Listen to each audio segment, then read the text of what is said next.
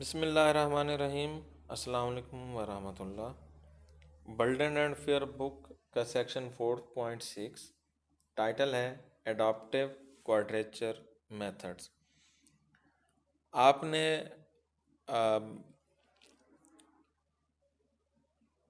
Numerical integration की मुख्तलिफ़ techniques पढ़ रखी हैं। उनमें रेक्टेंगुलर रूल है, ट्रापेजियम रूल है और सिम्पसन रूल है।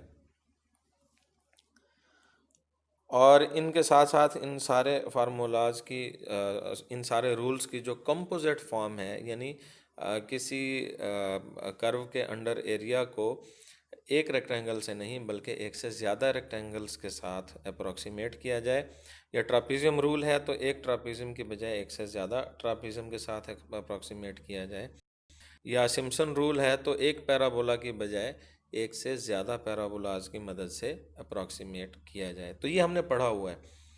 और उसमें जो ग्रिड यानी ये जो इनपुट एक्स एक्सेस के ऊपर जो इंटरवल्स हम बनाते हैं, जिनके ऊपर हम ट्रापेजियम्स बनाते हैं या पैराबोलाज बनाते हैं या रेक्टेंगल्स बनाते हैं, वो स्पेसिंग जो है वो हम यूनिफॉर्म लेते हैं। और अगर आपके पास जो है वो कर्व जो है वो फॉर एग्जांपल किसी इंटरवल, ये मैं यहाँ पे साइड में बनाता हूँ। फॉर एग्जांपल आपके पास वो कर्व किसी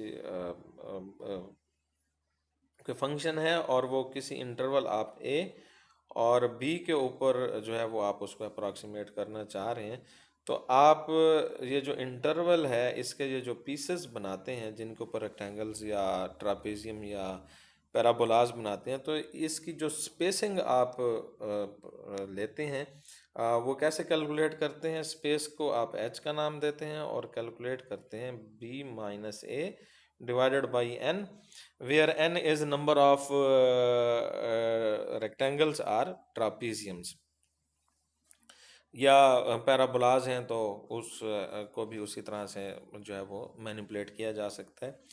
तो ये h जो है वो स्पेसिंग जो आप लेते हैं ये यूनिफॉर्म होती है, इक्वल होती है, यानी उसमें अब वो ये कहते हैं कि ये जो इक्वल या यूनिफॉर्म स्पेसिंग लेना है, ये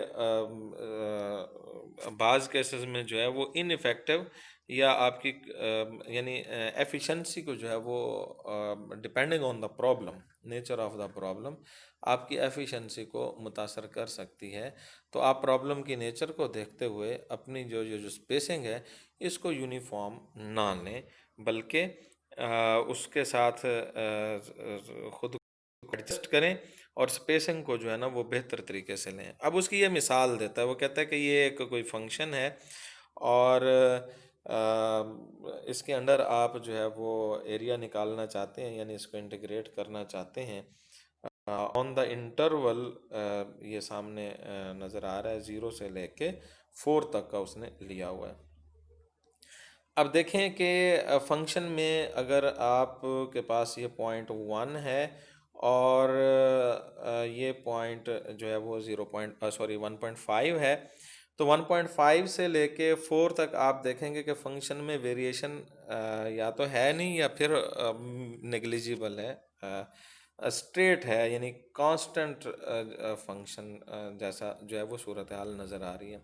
तो इसको तो रेक्टेंगल रूल के ज़रिए भी आप इसको जो है वो कैप्चर कर सकते हैं। और आप जब रेक्टेंगुलर रूल पूरे यानी 0 से लेके 4 तक के इंटरवल पे जब आप इसको अप्लाई करेंगे और रेक्टेंगल्स जो है वो आप यूनिफॉर्म स्पेसिंग के ज़रिए बना रहे हैं, तो इस रीजन में जो कि 1.5 से लेके 4 तक के दरमियान का है, इसमें हालांकि एक ही रेक्टेंगल इसको जो है वो करने के लिए कैप्चर करने के लिए काफ़ी है। और आप इसमें मिसाल के तौर पे स्पेसिंग आप ले लेते हैं 0.5 के ले लेते हैं, तो इसमें आपकी कम से कम 5-6 रेक्टेंगल्स बनेंगी। और उन 6 ये मैं लाइन जो मैंने लगाई है ये मैंने इंटरवल को स्पेसिफाई करने के लिए लगाया कि इस इंटरवल में आपकी 5-6 रेक्टेंगल्स बनेंगी। और इधर जिसमें वेरिएशन बहुत हाई है इसमें सिर्फ 2-3 जो हैं वो रेक्टेंगल्स बनेंगी। तो उससे क्या होगा?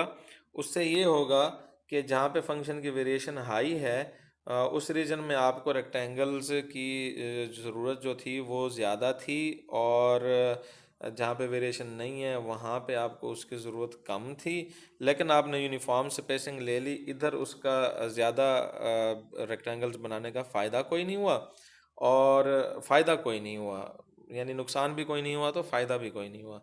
लेकिन ये जहाँ पे वेरिएशन ज़्यादा थी जिस रीजन में 0 से लेके 1 तक में या 1.5 तक में, यहाँ पे ये हुआ है कि रेक्टेंगल्स जो थी वो उनकी वजह से लॉस हुआ है थोड़ी होने की वजह से। देखें कैसे।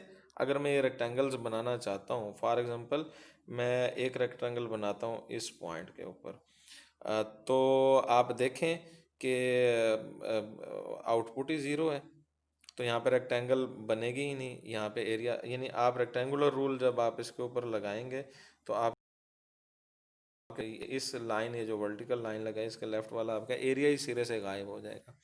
चलें आप स्पेसिंग और छोटी करते हैं, फॉर एग्जांपल यहाँ तक की लेते हैं, तो इसमें ये एरिया गायब हो जाएगा। और बाकी इसमें आप रेक्टेंगल बनाते हैं दूसरे में, तो ये आपके पास रेक्टेंगल ये वाली बनेगी, ये वाली रेक्टेंगल बनेगी। तो आप ये देखें कि कर्व को, ये रेक्टेंगल कर्व के अंडर एरिया को ये रेक्टेंगल जो है वो बेहतर तरीके से अप्रॉक्सीमेट नहीं कर रही। तो लिहाजा वो ये कहता है कि आप फिर प्रॉब्लम की नेचर को देखते हुए आप ये करें कि जिस इंटरवल में वेरिएशंस हाई हैं, मिसाल के तौर पे 0 से लेके ये 1 से पहले जो बन रहा है 0.75 ऑलमोस्ट, यहाँ पे आप नंबर ऑफ इंटरवल जो हैं वो ज़्यादा लें, और यहाँ पे वेरिएशन चूंकि बहुत ज़्यादा हाई है तो सबसे ज़्यादा नंबर ऑफ पॉइंट्स हैं वो इस रीजन में लें इंटरवल लोकेट किया है। अब जब आप इस इंटरवल से आगे की बात करते हैं, यानी 0.75 से ऑलमोस्ट 1.5 तक, ये मैं दूसरा रीजन स्पेसिफाई, इसमें भी वेरिएशन है। ये कर्व जो है वो नीचे होके फिर ये ऊपर जा रहा है, ये मैंने रेड लाइन से उसको बज़ाहिर ये हाईलाइट करने की कोशिश की है, ये ब्लू वाला। तो इसमें वेरिएशन जो है वो अगरचे पहले वाले इंटरवल की तरह हाई नहीं है, लेकिन बहरहाल वेरिएशन है। तो यहाँ पे इस रीजन में आपको नंबर ऑफ रेक्टेंगल्स या ट्रापीजियम या पैराबोलास, जो भी रूल आप लगा रहे हैं, पहले वाले इंटरवल की निस्बत जो है वो कम चाहिए। और ये जो आखिरी वाला है इसमें आपको तो ज़रूरत ही नहीं है, एक ही जो है वो इंटरवल लेना काफ़ी है। तो बजाय कहना, आप वो क्या चाहते हैं, वो कहना ये चाहते हैं कि बजाय इसके कि आप यूनिफॉर्म स्पेसिंग जो कि इस वक्त बनी हुई भी नज़र आ रही है 0.5, 1, 1.5, 2, 2.5, 3, यूनिफॉर्म स्पेसिंग लेने की बजाय और उसके ऊपर रेक्टेंगल्स बनाने की बजाय वो ये कहता है कि आप जहाँ पे वेरिएशन हाई नहीं है वहाँ पे इंटरवल्स की तादाद कम करो, और जहाँ पे वेरिएशन की तादाद ज़्यादा करो, और जहाँ पे बहुत ज़्यादा हाई वेरिएशन है, यानी कर्व जो है वो बहुत ज़्यादा हाइट से होकर वापस आ रहा है, वहाँ पे नंबर ऑफ रेक्टेंगल्स या नंबर ऑफ इंटरवल्स जो हैं वो बहुत ज़्यादा करो।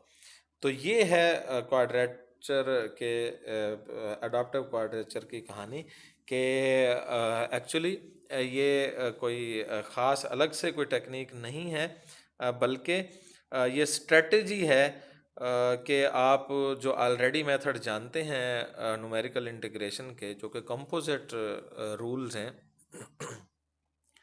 उनको आप एफिशिएंटली यूज़ कैसे करें। अब आगे आते हैं, एक ग्राफ उसने बनाया है, ये यहाँ पे जो फिगर 4.12 है या आगे उससे हैं, ये सिम्पसन रूल आपको समझा रहा है, और उसमें Simpson rule, composite Simpson rule भी जो है वो उसको समझाने की कोशिश कर रहा है। तो ये टेक्निक्स आपने ऑलरेडी पढ़ी हुई हैं। अब ये अडॉप्टिव क्वाड्रेचर के लिए वो इंटरवल्स, ये देखें, ये आपके सामने एक ग्राफ आया है। तो ग्राफ की जो हाइट होती है वो बताती है कि जो है वो उसमें वेरिएशन किस तरह से जो है वो आ रही है। तो आप ये देखें कि ये जो 0.1 है, यानी इनपुट के हवाले से, एक्स एक्सेस के हवाले से जो 1.0 लिखा हुआ है, यहाँ से लेके और आप ये वन ये वाला जो दूसरा पॉइंट जहाँ पे ये मैं इसको लोकेट करने की कोशिश कर, इस इंटरवल में देखें तो वेरिएशन ग्राफ की बहुत ज़्यादा हाई है। यानी पहले ये ऊपर जाता है बहुत ज़्यादा हाई होके, फिर वापस आता है, यानी ये वेरिएशन बहुत ही जो है वो पीक उसमें बहुत ज़्यादा है। यानी एक्स अगर आप ग्राफ की समझ रखते हैं तो फिर ये आप मेरी बात बिल्कुल समझ रहे होंगे कि मैं ये क्या कह रहा हूँ। यानी एक्स एक्सेस के ऊपर आप थोड़ा सा मूव करते हैं लेफ़्ट से राइट, और आपका जो ग्राफ है वो बहुत ज़्यादा चेंज हो चुका होता है। ये मतलब है इसका। तो इसमें आप देखें कि उसने इस वेरिएशन को कैप्चर करने के लिए जो है वो पॉइंट्स जो हैं वो ज़्यादा, अगरचे आपको फील होगा कि ये पॉइंट्स जो हैं वो ज़्यादा दूर हैं, एक्चुअली ये जो पॉइंट्स हैं ये ज़्यादा दूर नहीं हैं। आप इसको वाई एक्सेस के हवाले से नहीं देखेंगे बल्कि एक्स एक्सेस के हवाले से देखेंगे। अब ये देखें इसने स्पेसिंग कैसे लिया, मैं इसको जूम करता हूँ तो फिर आपको ये समझ आएगी कि मैं क्या बात कर रहा हूँ। ये जो लाइंस लगी हुई हैं छोटी छोटी, ये उस इंटरवल्स को जो है वो बता रही हैं जो उसने बनाया है। पहले वाले पोर्शन में यानी 1 से लेके और 1.25 इस रीजन में सबसे ज़्यादा वेरिएशन थी फंक्शन में, इसलिए उसने यहाँ पे आप देखेंगे कि स्पेसिंग जो है वो बहुत छोटी ली हुई है ताकि उनको कैप्चर कर सके।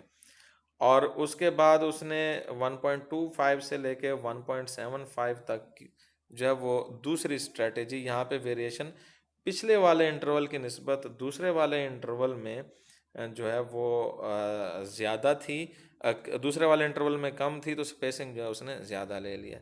फिर अब आप आ जाएं तीसरे इंटरवल में, तो यहाँ पे जो है वो वेरिएशन, ये आपको कर्व जो है वो उस तरह से जैसे पीछे वेरिएशन थी उस तरह से नज़र नहीं आ रहा।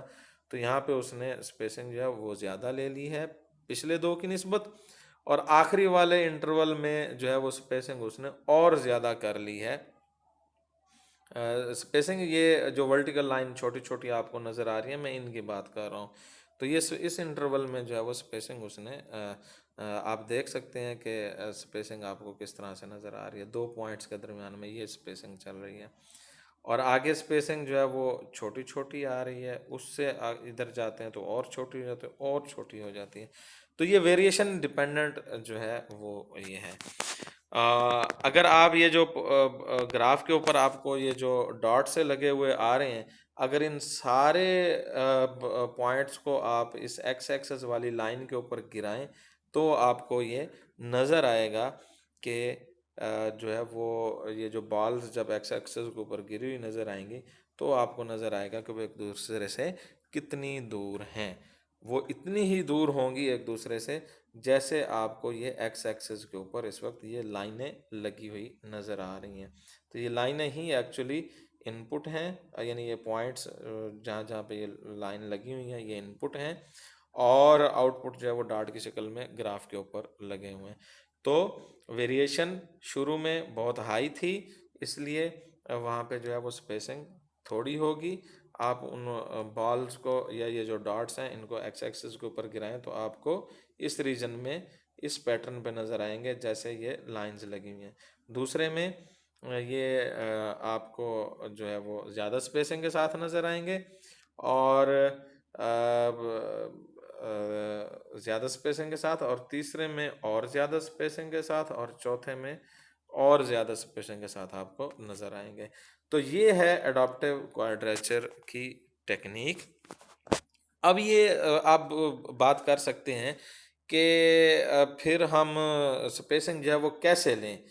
तो ये अब आप की अपनी चॉइस है कि आपके पास जो है वो कंप्यूटेशनल पावर कितनी है, आपका प्रॉब्लम का साइज़ कितना बड़ा है। जब आप खुद से कोई एक स्टेप साइज़ एच, मैं यूनिफॉर्म मेथड्स की बात कर रहा हूँ जो ऑलरेडी आप जानते हैं, अगर आप उसमें एच को 0.1 फॉर एग्जांपल स्पेसिफाई करते हैं तो वो भी तो किसी ना किसी अंडरस्टैंडिंग के तहत ही लेते हैं ना। तो यहाँ पे भी ऐसे ही करना है कि आपने जहाँ पे वेरिएशन हाई हो वहाँ पे जो है वो स्टेप साइज छोटा लेना है, और जहाँ पे वेरिएशन नॉर्मल हो वहाँ पे स्टेप साइज थोड़ा सा बड़ा कर दें, और जहाँ पे बिल्कुल ही कम हो जाए वहाँ पे स्टेप साइज और बड़ा कर सकते हैं। तो इस डॉक्यूमेंट को जो कॉन्सेप्ट है इसके पीछे वो मैंने ये सारा समझा दिया है। और आपने ये जो पैराग्राफ्स हैं 4.6 से ये शुरू हो रहा है, जहाँ से ये टॉपिक शुरू हो रहा है, इसको जो इंफॉर्मेशन इनके दरमियान में दी जा रही है ये मैंने सारी समझा दी है, लेकिन आपने इसको पढ़ना ज़रूर है कि ये जो है वो क्या लिखी हुई हैं। सपोज दैट से पहले पहले यानी इससे पहले ये जो 2-3 पैराग्राफ हैं इनको आप ज़रूर पढ़ें और अंडरस्टैंड करें, और अगर कोई कन्फ्यूजन है तो वो डिस्कस करेंगे। अस्सलाम वालेकुम वरहमतुल्लाह।